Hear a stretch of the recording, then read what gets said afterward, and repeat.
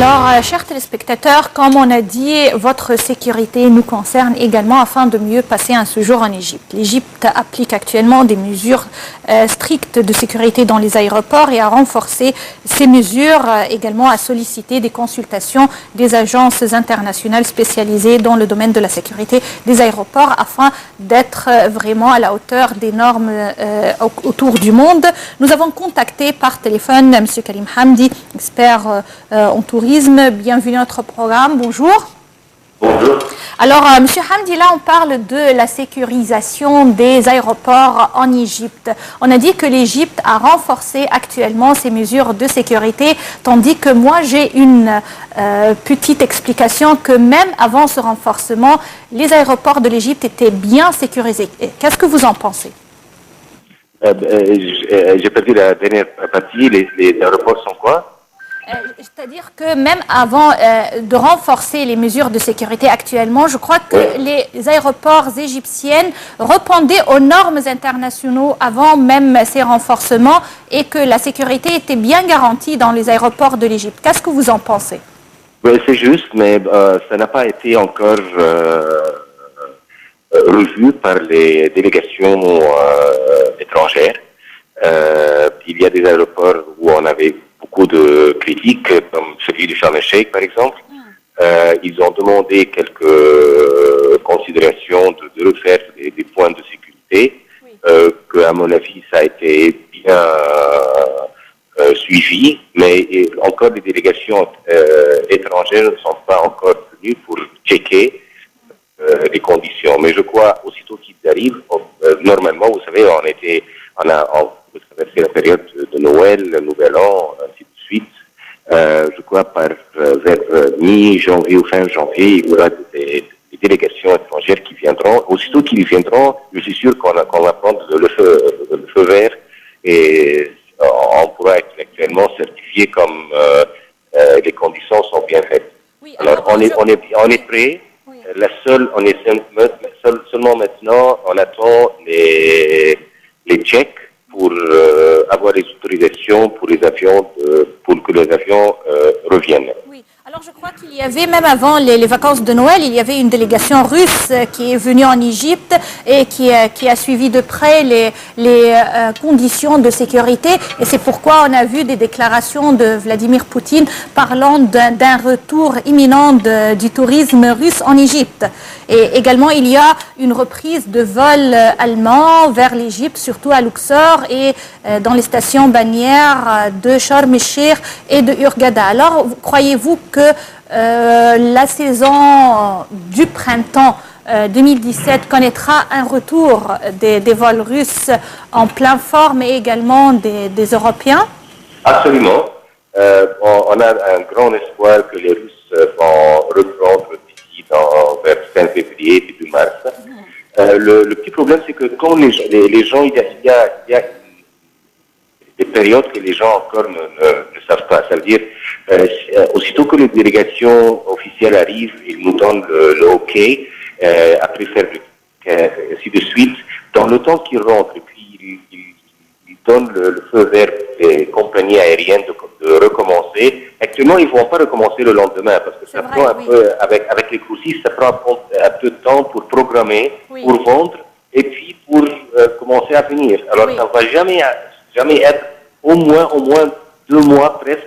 Et je dis 2 mois, normalement, ça doit prendre beaucoup plus, mais je dis 2 mois parce que il y a tout le monde qui sont vraiment très soif pour revenir sur l'Égypte, surtout sur le marché anglais et russe. Oui. Alors, je crois que aussitôt que les grossistes vont dire voilà l'Égypte, ils auront un retour beaucoup plus vite que le normal. C'est pourquoi je dis 2 mois, parce que normalement, ça va prendre 5 ou 6 mois. Oui. Mais ici, je dis 2 mois parce qu'il y a plein de gens qui sont juste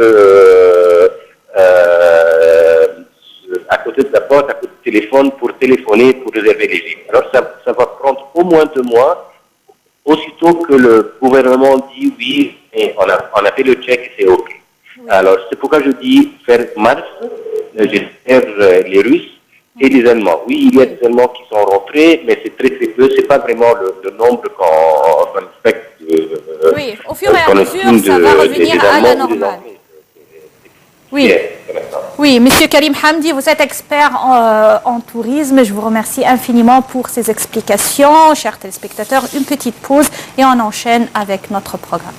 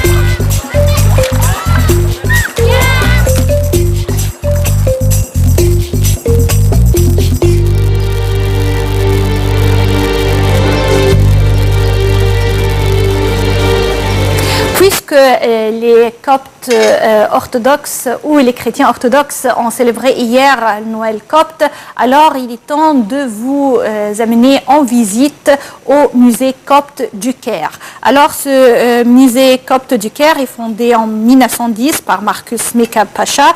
Il est le plus riche musée du monde en art copte grâce à une collection d'objets, de tissus, d'icônes et de manuscrits dont le cœur comprend des artefacts produits entre l'an 300 et l'an 1000. Près de 16 000 pièces disposées chronologiquement sont exposées dans 12 sections différentes. Le musée abrite la bibliothèque très importante avec des anciens livres qui remontent à un ère très avancé. Le musée occupe une surface de 8000 mètres carrés, bâtiments et jardins inclus, et offre par le primat de l'Église copte orthodoxe. Il a été rénové entre 1983 et 1984. Nous avons contacté par téléphone afin de mieux découvrir les chefs-d'œuvre de ce musée, Dr Khaled Gharib, qui est le chef du département des monuments grecs et roumains à l'université du Caire, faculté de Athar ou la faculté de l'égyptologie. Bienvenue à notre programme, Dr Khaled Gharib, bonjour. Bonjour, bonne fête pour tout le monde. Oui. À vous également. Alors là, on parle d'une visite du musée copte. Alors, je voudrais bien que vous nous ameniez en visite virtuelle afin de découvrir les chefs-d'œuvre de ce musée. Qu'est-ce qu'on peut découvrir là-bas qui ne se trouve nulle part ailleurs? Pardon, je mal écouté, le voix c'est trop mal, mais de toute façon, c'est bonne fête pour tout le monde en Égypte, pour tous les Égyptiens, pour tous les Coptes. Les Coptes, que vous dites les Égyptiens, je suis Copte musulman et mon ami Georges, c'est Copte chrétien. Oui. Alors moi, je parlais des chefs-d'œuvre ou des collections qu'abrite le musée copte du Caire. Oui. Selon vous, quels sont... Le musée copte du Caire qui vient de s'ouvrir en 1910 par Mor Ostache Asmeka. Oui. C'est la personne qui a fondé le musée copte. C'est la personne qui est fondée à côté de la fortification, pardon, c'est trop mal de voir, c'est la fortification de Babylone qui vient de couvrir, bien fondée par l'empereur Trajan, les musées avec l'église suspendue, avec l'église de Barbara, avec l'église d'Aposterga, représentaient les musées rares en art égyptien. Les musées avaient beaucoup de salles, la salle de mythologie, c'est la salle qui raconte sur l'histoire copte, l'histoire gréco-romaine avec le symbole copte, comme par exemple les boissons qui représentent lui-même, le courroie, les choses, les stèles funéraires qui a découvert au ministère. Aussi, on a la reconstruction de l'université de Abba, Makar, Saqqara. Oui. Alors, docteur Khaled Gharib, je crois que ce musée, il abrite beaucoup de chefs-d'œuvre. Alors, malheureusement, on ne peut pas tout visiter actuellement, mais nous serons en contact avec vous afin de parler en détail au cours de nos éditions à venir, non seulement de ce musée, mais d'autres également monuments gréco-romains. Merci, docteur Khaled Gharib.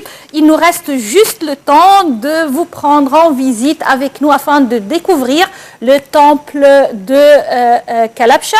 Ouais, Saïd va nous ramener au cours de cette visite afin de découvrir ce temple juste avant de terminer notre programme. Allons-y.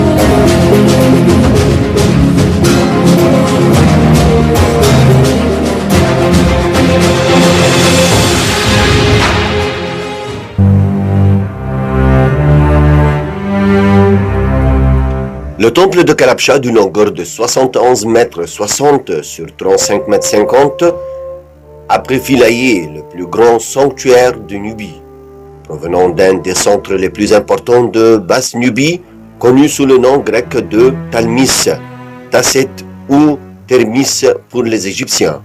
Situé à une cinquantaine de kilomètres au sud d'Assouan, ce temple a été démonté de son site d'origine et reconstruit à 30 km au nord près du haut barrage sur la rive gauche du lac Nasser.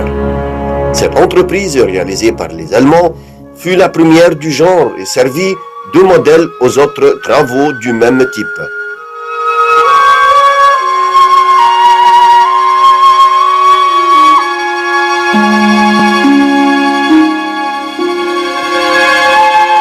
Lors du démontage du temple, on trouva dans sa structure les blocs réemployés d'une porte monumentale intégralement décorée de scènes d'offrandes datant du 1er siècle avant Jésus-Christ.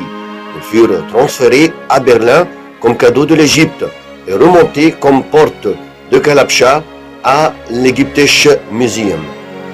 Les fragments d'un petit sanctuaire ptolémaïque ont également été mis à jour et reconstitués sur l'île d'Éléphantine.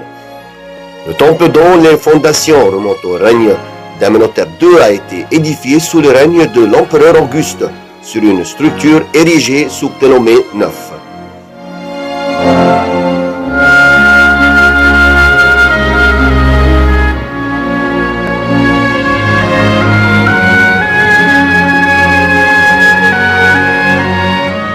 Le temple est dédié à Mandulis, dieu nubien intégré par syncrétisme dans le mythe osirien. Ce dieu est représenté sous différentes formes. Sous son aspect jeune, il a la tresse bouclée de cheveux sur la tempe droite et porte le doigt à la bouche.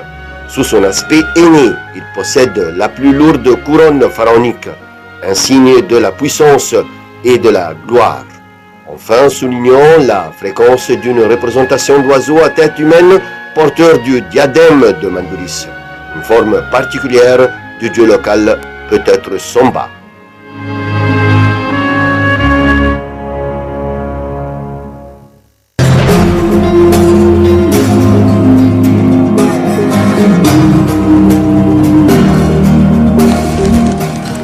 Alors, chers téléspectateurs, c'était notre édition du magazine touristique et le programme Midi Pile. Rendez-vous la semaine prochaine, dimanche prochain, afin de découvrir d'autres destinations en Égypte et également qu'est-ce que vous pouvez faire au cours de votre séjour, comment le faire et où le faire. Ce seront des questions que nous nous posons et nous trouvons les réponses à ces questions à travers notre programme. D'ici là, passez d'agréables moments et passez d'excellents moments avec les autres programmes de Nile TV International. Au revoir.